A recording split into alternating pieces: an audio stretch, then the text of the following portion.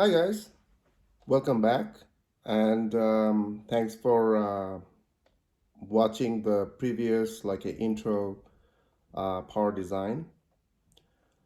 This is a continuation, and if you remember, like I I already mentioned that we're gonna talk about some other stuff. It's basically the DC-DC converter, but a different topology, right? We talked about the basics already. But there's some other basics based on different topology. We're going to talk about the buck converter today. And if you see, I already sketched a diagram. It's extremely generalized. It's a very general picture. You can do it many different ways. Like you can find it, you know, you can Google it, you can find it in many different books, but this is kind of like really clear, simple diagram. Okay. What I'm gonna show you, like first few minutes, like what is the basic operations of a buck converter, and there are some phases involved. Like we talked about one of the thing before, like a PWM, if you remember, that's called pulse width modulator. Actually, that's can do like your off and on switching. Based on that, we have a concept called switching frequency, and that's why it's called SMPS, switch mode power supply. Okay, so you can control that one. You can change the frequency based on your requirement, and you can have different kinds of efficiency, and all other stuff. We can talk about it later on. So if you see it, the structure, it's basically the input voltage. You can most of the time you can use a source voltage, or like I'm saying, like the main power supply, or battery. It can be battery driven as well. Okay. You have an input cap. Okay. Very important. And then you have a kind of FET switching. This is a switching FET. This is the PWM. It could be transistor. Sometimes what happens, people use FET um, built in, like embedded in your IC, or you can use it externally. Okay, it depends on what kind of IC you're going to use. We can talk about it in later some other lectures. Okay. Then you have an ideal diode. Why? The reason is it's kind of protection. It's called reverse voltage protection. Okay. Then you have the one of the most important and crucial, um, I should say, like a passive components. It's called inductor, and we type it as an L, typical. And then you have a RS. It's called sense resistor. It's also a kind of protection. And then you have another set of output caps, and at output you have a load that will give you what sort of current you are actually targeting. Okay. Few important things. Even though I drew it as a single capacitor in input and also in output, but it's a combination. It's a combination. We usually combine some ceramic caps to a bulk cap. Usually the bulk cap is a tantalum or like electrolytic. They have a different chemistry, but you will see, in the course of lecture, why we need a combination like that. That's very, very important. Okay. Let's talk about how we can operate that buck converter. Interesting. Okay. If you see the graph, it's everywhere. You can see the graph anywhere, book, lecture, tutorial. But I wanted to sketch it in a different color so that you can understand and you can differentiate. Um, the first of all is a key one is basically the transistor that's doing switching back and forth. So you have the off stage, on stage, off stage, on stage, right? And I also drew that symbol like IDO, ID, IL, IC out, IC in into that circuit. If you see it carefully, this is the input current. This is the current through the input capacitor. This is the driving current through the diode when it's on. The switch is closed. And then you have a current through the diode, like an ideal diode. And this is called the switching nodes. Very important. Through that, you have the current, which we call inductor current, IL. And then the current goes through the, it's a two branches, through C out and through load. Interesting. Okay. Now you see when it's off, or let's start from on, meaning you have a high pulse width through the PWM and it's closed, meaning your current driving from your source voltage through the whole circuitry. What happened? Let's try to understand. This diode becomes reverse biased or reverse polarized, okay? So that will make this inductor to be, we can call it like a forward biased or something, meaning you will have positive, you have negative. So current can flow from here to there through your output caps and also load. Now, what happened? When it's a high pulse width and the switch is closed, they're all the current driving through the inductor, right? Meaning, if you know the basic of the inductor, it will getting more magnetic field wrapped around the inductor. That means you're actually increasing the energy into that inductor. That's a source. We'll see.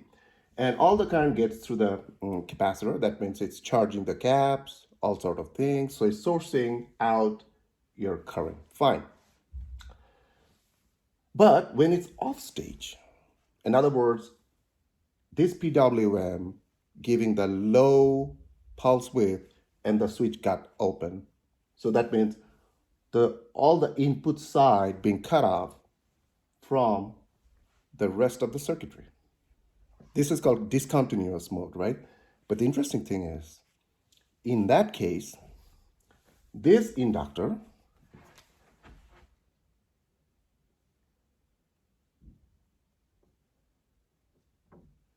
change its polarity.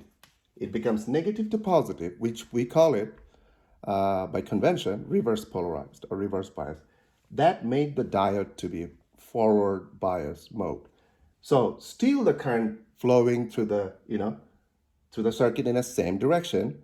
And this is a little bit different, isn't it? Like you change the polarity of the inductor, but still it's driving the current. It's called inductive kick up. So inductive kick, this process initiate the whole current flowing through the circuit as it is, but in the same time, your magnetic field around or wrapped around the inductor is dying. Okay? So all the energy, it's being delivered to the rest of the circuit through the current. Okay? So it charged up all the circuitry through that inductive kick out. Okay? So you're not losing anything. You're still getting the current, the same amount of current and like the voltage that you're expecting at the output. Okay? So when you again pulse with getting higher, more, then again the previous process comes into play. Okay? It starts getting the current and it's changing polarity again back to the normal and getting more energy. So this is a kind of back and like a push-pull kind of process. Okay? So that you can do through the PWM. Now, few things I need to mention. When we talk about the PWM, there's a comparator. I talked about it before. There's an error amplifier. That's actually, there is an important parameters we call duty cycle. So duty cycle will tell you what is the ratio between your, like the ratio of your output voltage to your input voltage, right? That will tell you how much time you spend, how much energy you are delivering to the circuit.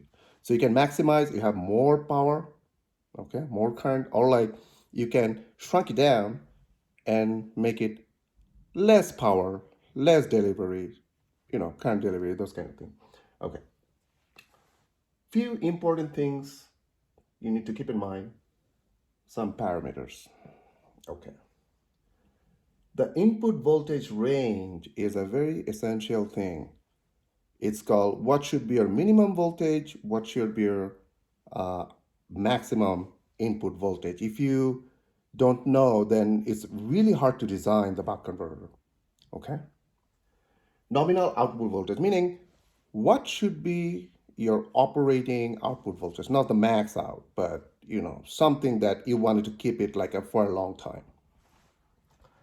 Maximum output current, that's a very important thing because you have to know if there is something happening like a spiking, what you can expect as a max output current, how big it could be than your estimated output voltage, because based on that you have to design. If you design like if you underestimated your design, that's going to be real bad, I can tell you. Okay. Some processes we need to be careful. We're going to talk about in the next lecture. One thing we call low transient. Low transient means you change the output current, and then you will see there's a change in your voltage, output voltage. Okay, so usually how we test it or simulate is like you gave a step current and you have a little bit droop in your output current. That the range is very important. It shouldn't be like your 2%, 3% or some, it shouldn't be higher because that will create overshoot and, destabilize your DC converter. Okay.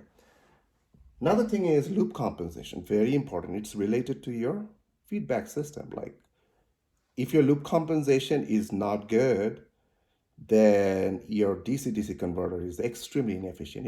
It can't operate. That deals with poles and zeros and a lot other stuff. So it could be extremely unstable DC-DC converter if you have wrong or messed up loop composition. So usually we do a plot, it's called Bode plot, that will tell you the phase, your amplitude, so we call it gain margin and phase margin, those kind of things. We can talk about it in later lecture. Third thing is the input transient. Like you change your input voltage, how much change you can expect in your output voltage. That's important as well.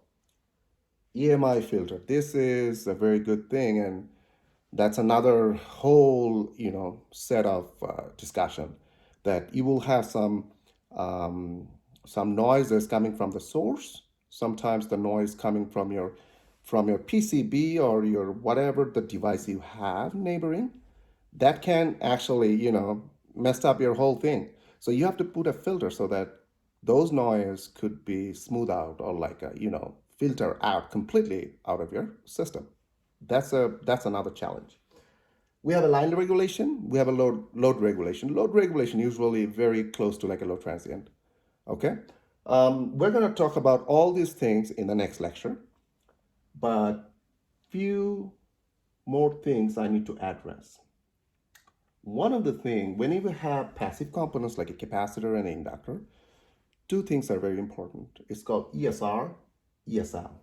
These are intrinsic behavior or properties of a passive components, right?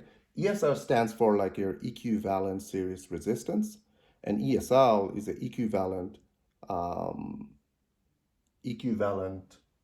series inductance. Okay, those are very important. ESR actually give you kind of wiggling signal. So in your voltage, if you have an ESR wiggling like a small AC on top of your DC voltage, that's an important thing.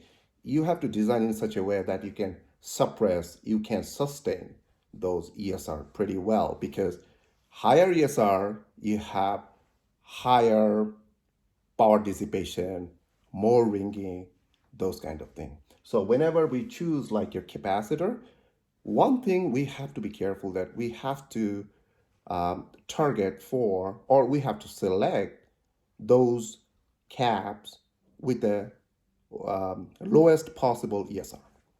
Okay, so today we talked about the generalization of the buck converter, how being operated. Those are the typical graphs, necessary parameters that we need to, you know, be careful. And there are a lot of maths involved. Interesting if you like it. And there's some processes. That processes we have to justify because those are going to be helpful for simulating the whole process. Okay. And if you see this interesting graph, it's actually small.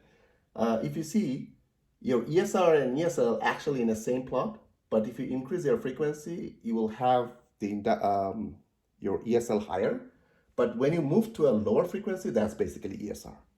So we have to be careful about it. That's it. Um, Thanks for watching and stay tuned. And please subscribe and share